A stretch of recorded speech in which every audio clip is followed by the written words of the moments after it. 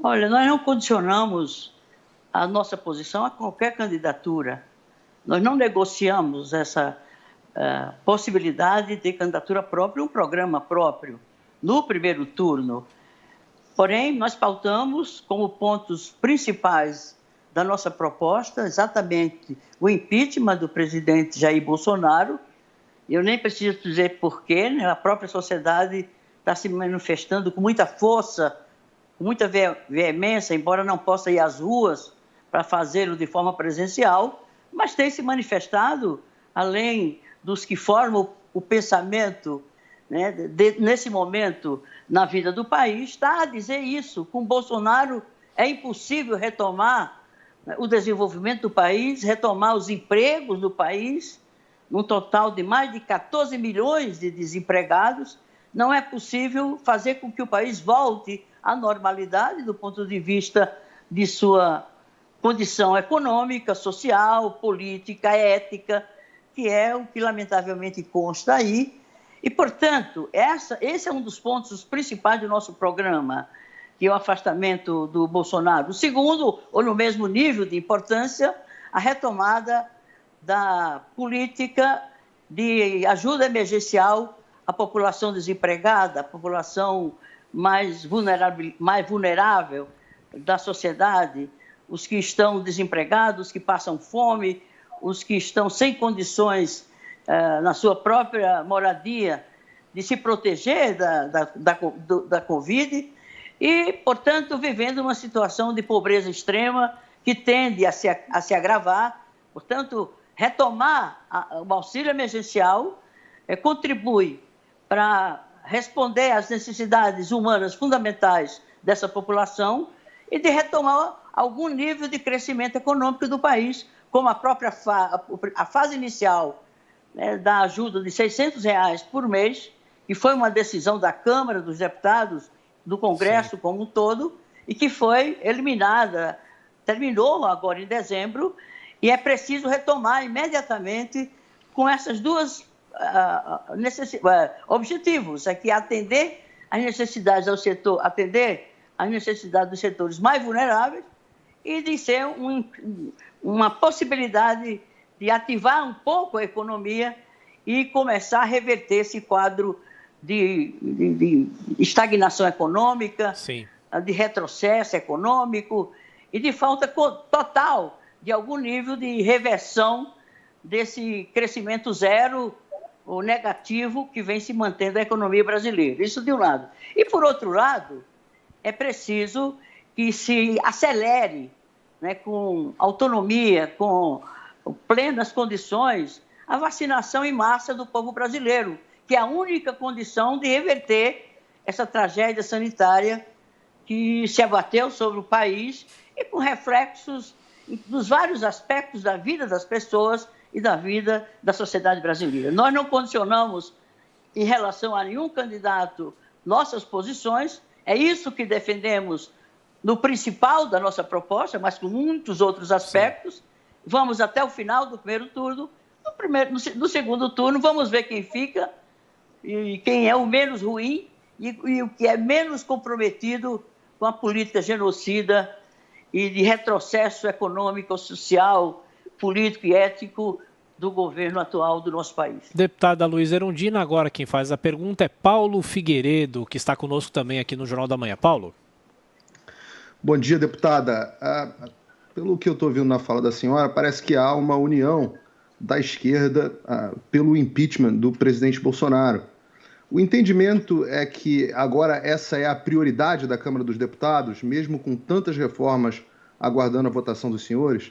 Esse é o momento agora do Brasil, é o momento de se unir para fazer o impeachment do seu presidente? Mais um? Essa foi a nossa posição desde do início do desastre do governo Bolsonaro. Nós fomos os primeiros e os únicos até pouco tempo atrás, inclusive no campo da esquerda, na defesa do impeachment, desde lá atrás. Já são mais de 60 requerimentos que os brasileiros e as instituições do país vêm apresentando ao longo desses meses, desse 1 ano, 2 anos de Bolsonaro, e, lamentavelmente, o presidente da Câmara, que termina seu mandato agora, não teve, a meu ver, coragem, determinação, vontade política, responsabilidade, como sendo o poder colocado em segundo plano na hierarquia do poder do país. E, no entanto, não fez a lição de casa, que era ter submetido ao plenário da Câmara o impeachment, que poderia ser aprovado ou não, mas ele, como presidente, que era o único que tinha a responsabilidade de encaminhar esse processo para poder a Câmara decidir em autorizar ou não o impeachment, e daí se daria o processo regular dos termos da Constituição Federal e, portanto, da legislação brasileira, num processo que é sempre dramático, o impeachment de um presidente. Mas é pior o que está acontecendo com a presença desse presidente, que está destruindo o presente e o futuro do nosso país. Então, lamentavelmente, só agora nessa disputa, em que a sociedade vem pressionando, se manifestando com muita clareza, né, pelo impeachment do presidente, é que o presidente da Câmara, que está saindo, né, começa a dizer que poderá, e os candidatos também, de uma certa forma, começam a se manifestar. Há pouquíssimo tempo, até poucos dias atrás, nenhum desses candidatos, e são 8 comigo, 7 homens brancos e uma única mulher, em 198 anos do Poder Legislativo no Brasil, e durante tempo esse que nunca uma mulher teve a chance de ser a presidente da Câmara dos Deputados. Então, esses todos os candidatos, nenhum deles, a não ser agora que está se ouvindo alguma fala deles, para ganhar adesões, para ganhar simpatia, para mostrar identidade com a sociedade, que não estão identificados com os interesses do povo brasileiro, da democracia brasileira, da normalidade brasileira, não vem falar de impeachment. Quem sabe, mas veja bem, o pleito termina no dia 1, 2 de fevereiro. Vamos ver como o que se elegeu, há que se eleger, com certeza vai operar essa tarefa, essa iniciativa. E não simplesmente defendê-la. Vamos submeter ao plenário da Câmara, né, em sintonia com os anseios claros, fortes da sociedade brasileira, sobre o afastamento do presidente, se a gente quer que o país volte a viver de novo com o seu povo sem estar submetido à morte na dimensão em que está se colocando desde vários meses nesses últimos anos, nesse último ano. Sim. Portanto, o impeachment é, de fato, uma questão de fundamental importância. A sociedade vai exigir, cobrar, pressionar. Eu não vejo que o presidente consiga se manter como o Rodrigo Maia conseguiu se manter, indiferente, alegando que o presidente não teria cometido crime de responsabilidade. Ora, esse presidente, desde quando ele vem propondo o fechamento do Congresso, isso não é crime? Propondo o fechamento do Supremo Tribunal Federal, isso não é crime? Fazendo campanha pública, né, com a claque dele, defendendo os retrocessos institucionais, né, defendendo a ditadura, contra a democracia, a toda hora, ele com a sua lambança, ele fica a todo tempo dizendo, olha, quem decide se é democracia ou ditadura são as Forças Armadas. Não, as Forças Armadas não são instituição de poder na democracia, eles são o órgão auxiliar do Estado para fazer cumprir a Constituição, assim como o Supremo Tribunal Federal. Então, não me consta que o regime de governo de um país que se coloca nos extremos de democracia ou ditadura não está nas mãos das Forças Armadas.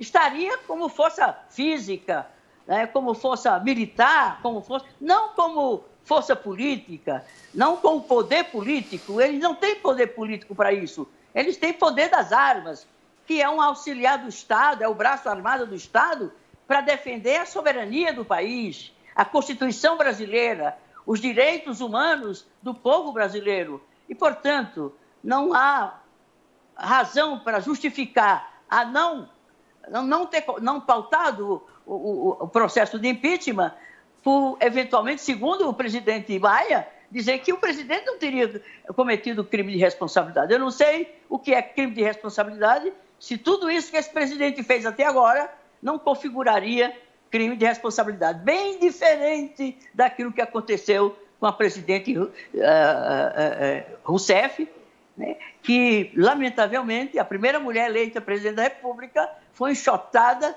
sem ter ficado configurado devidamente, nos termos da Constituição, crime de responsabilidade que ela teria cometido e que não, de fato, significou isso. Então, é isso e, lamentavelmente, não espero desses candidatos que estão aí, né, que vão ter essa coragem, essa determinação, essa garra e essa responsabilidade de cumprir a prerrogativa da presidência da Câmara, que é que quando a democracia, o Estado democrático de direito, a Constituição brasileira está sendo afrontada, de encaminhar e submeter ao coletivo do poder uma decisão dessa ordem, né, em sintonia com aquilo que está sendo reclamado pela sociedade brasileira.